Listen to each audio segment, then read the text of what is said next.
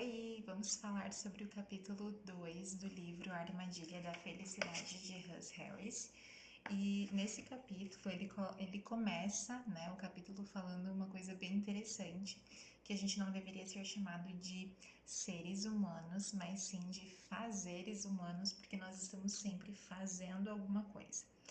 E aí ele traz essa ideia de que algumas coisas que a gente faz nos aproximam de coisas que a gente valoriza e outras coisas que a gente faz nos afastam de coisas que a gente valoriza.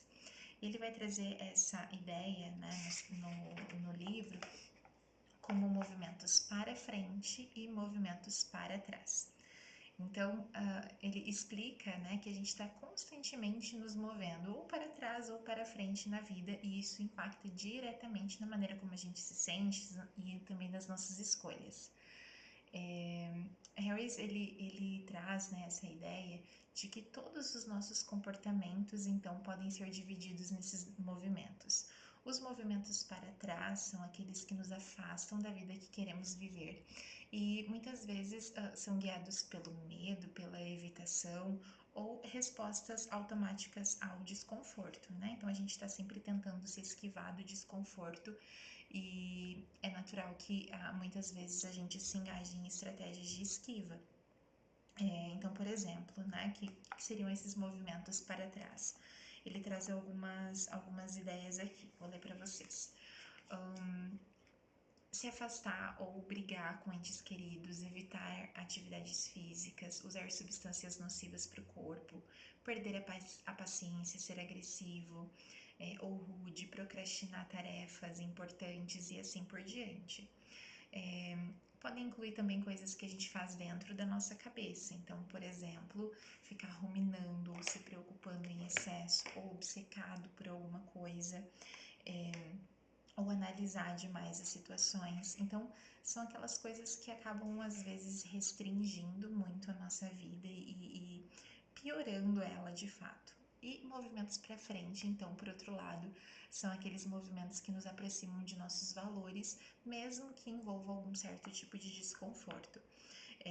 Então, ele traz também alguns movimentos aqui. Por exemplo, passar bons momentos com entes queridos, manter a forma e cuidar da saúde, ser atencioso e gentil com os outros, ter hobbies ou interesses, divertir-se, praticar esportes, relaxar, ser criativo, ter contato com a natureza, contribuir ativamente com seu grupo ou comunidade ou investir no crescimento pessoal.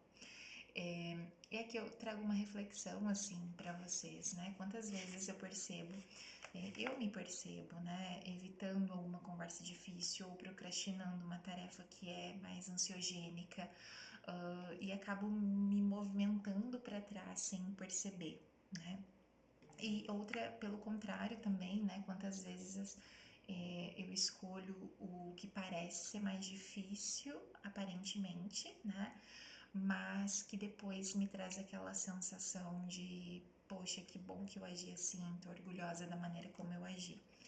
E aí o autor traz também que qualquer movimento para trás também pode ser um movimento para frente, qualquer movimento para frente também pode ser um movimento para trás, a depender do contexto. A ACT fala muito sobre a gente ficar sensível ao contexto, a gente perceber, como o contexto tem influência sobre o nosso comportamento. Então, por exemplo, acordar cedo, eu acordo cedo para fazer atividade física, isso pode ser um movimento para frente. Mas se um dia eu tô muito cansada e tô me sentindo sobrecarregada, ou tô passando por alguma situação desafiadora, ou tô com uma dor muscular, ou então estou de férias, Às vezes esse acordar tarde, vai ser um movimento para frente também, Então, o contexto ele tem bastante influência sobre como a gente se comporta e o que é um movimento para trás ou um movimento para frente. E aí ele traz alguns conceitos bem interessantes, assim, sobre o que desencadeia, então, esse movimento para trás. E aí eu quero compartilhar aqui um pouquinho com vocês. Ele traz essa ideia, que diante de pensamentos e situações difíceis, ele utiliza a expressão que a gente é fisgado, né? Como se a gente fosse fisgado por anzóis, né? Como um peixinho na ponta de um anzol. E a gente fica viciado em duas maneiras de agir. Então, ou a gente acata ou a gente luta, que seria a fuga, né? Ou luta. No que ele chama de modo acatar, eu vou trazer aqui, né, a maneira como eu entendi essa parte aqui do livro, que é como se a gente obedecesse os nossos pensamentos e sentimentos, como se eles fossem os nossos chefes. Por exemplo, vem um pensamento de que é muito difícil fazer alguma coisa e eu sou fisgada por esse pensamento, então eu desisto antes mesmo de tentar. Ou então uma memória, né, uma lembrança dolorosa aparece, eu sou fisgada por essa memória e fico lá no passado vivendo, né, o momento presente como se eu estivesse presa nessa lembrança dolorosa. Ou ainda um sentimento desconfortável como a raiva aparece, eu sou fisgada por esse sentimento e ajo de acordo com a raiva, gritando ou agindo de uma forma impulsiva e muitas vezes gerando mais prejuízo para mim e para as pessoas que estão ao meu redor.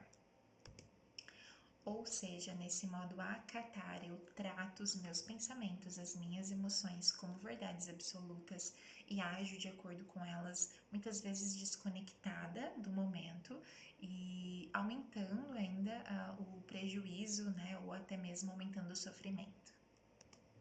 No modo lutar, eu faço qualquer coisa, né? Não importa o que seja, para não entrar em contato com emoções, pensamentos ou lembranças dolorosas.